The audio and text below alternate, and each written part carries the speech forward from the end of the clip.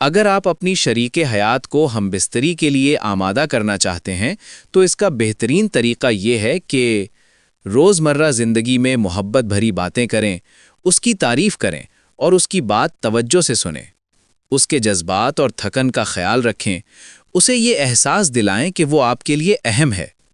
قربت سے پہلے پیار، نرمی اور آہستہ آہستہ قریب آنا بہت ضروری ہوتا ہے۔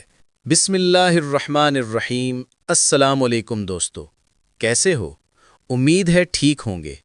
دوستو، آج ہم بات کرنے جا رہے ہیں میاں بیوی کے درمیان ہم بستری کے بارے میں۔ اسلام میں ہم بستری کن حالات میں کرنا جائز ہے اور کن حالات میں منع فرمایا۔ اس ویڈیو میں ہم بستری کرنے کا مکمل طریقہ بتانے جا رہا ہوں۔ ویڈیو بنانے کا مقصد یہ ہے کہ اسلام کے اصولوں کے مطابق ہم بستری کرنے کا طریقہ ضروری ہے، تاکہ ہم اسلام کے عین مطابق ہم بستری کر سکیں اور جو ہم غلطیاں کرتے ہیں ان سے بچ جائیں۔ تاکہ کوئی غلطی نہ ہو سکے، ہم گنہگار نہ ہوں اور گناہوں سے بچ جائیں۔ تو ویڈیو کو مکمل دیکھوں تاکہ آپ کو سمجھ آئے اور اپنے دوستوں کو شیئر کریں، ان کو بھی سمجھ آئے، کیونکہ گناہوں سے بچنا ضروری ہے۔ تو ویڈیو کو لائک کر دیں، کامنٹ کریں اور اپنے دوستوں کو شیئر ضرور کریں۔ میرے چینل پر نئے آئے ہیں تو سبسکرائب ضرور کر دیں۔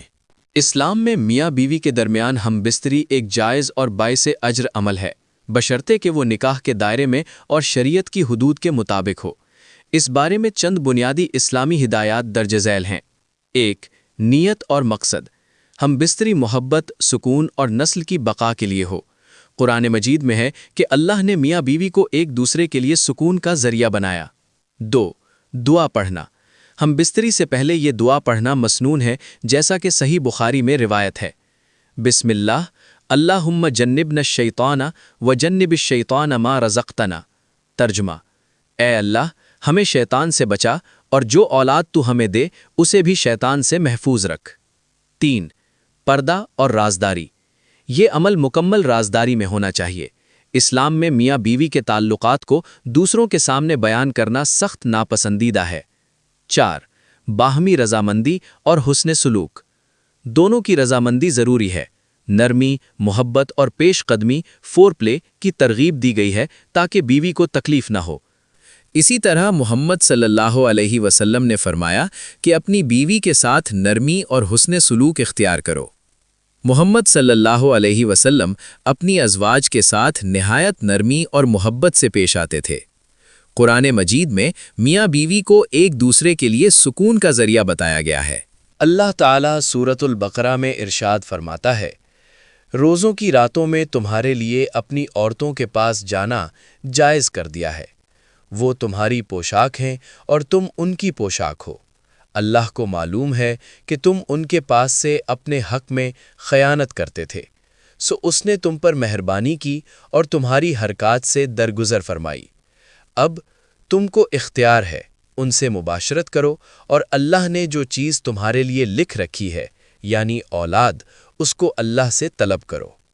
کھاؤ اور پیو یہاں تک کہ صبح کی سفید دھاری رات کی سیاہ دھاری سے الگ نظر آنے لگے، پھر روزہ رکھ کر رات تک پورا کرو، اور جب تم مسجدوں میں اعتکاف بیٹھتے ہو تو ان سے مباشرت نہ کرو، یہ اللہ کی حدیں ہیں، ان کے پاس نہ جانا۔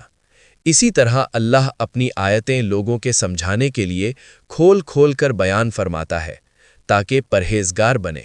ازدواجی تعلق صرف جسمانی عمل نہیں بلکہ جذباتی اور ذہنی قربت کا نام بھی ہے۔ میاں بیوی کے درمیان محبت، اعتماد اور باہمی رضامندی سب سے اہم چیزیں ہیں۔ اگر آپ اپنی شریک حیات کو ہم بستری کے لیے آمادہ کرنا چاہتے ہیں تو اس کا بہترین طریقہ یہ ہے کہ روزمرہ زندگی میں محبت بھری باتیں کریں، اس کی تعریف کریں اور اس کی بات توجہ سے سنیں، اس کے جذبات اور تھکن کا خیال رکھیں، اسے یہ احساس دلائیں کہ وہ آپ کے لیے اہم ہے۔ قربت سے پہلے پیار، نرمی اور آہستہ آہستہ قریب آنا بہت ضروری ہوتا ہے۔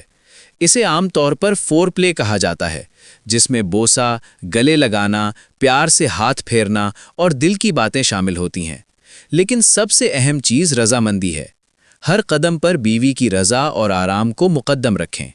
یاد رکھیں، جلد بازی نہ کریں، اس کے رد عمل پر توجہ دیں۔ اگر وہ کسی چیز میں راحت محسوس نہ کرے تو فوراً رک جائیں۔ بات چیت کے ذریعے ایک دوسرے کی پسند اور ناپسند سمجھیں۔ صحت مند ازدواجی تعلق وہی ہوتا ہے جس میں دونوں فریق خوش، مطمئن اور باعزت محسوس کریں۔ کیونکہ گناہوں سے بچنا ضروری ہے تو ویڈیو کو لائک کر دیں، کامنٹ کریں اور اپنے دوستوں کو شیئر ضرور کریں۔ میرے چینل پر نئے آئے ہیں تو سبسکرائب ضرور کر دیں۔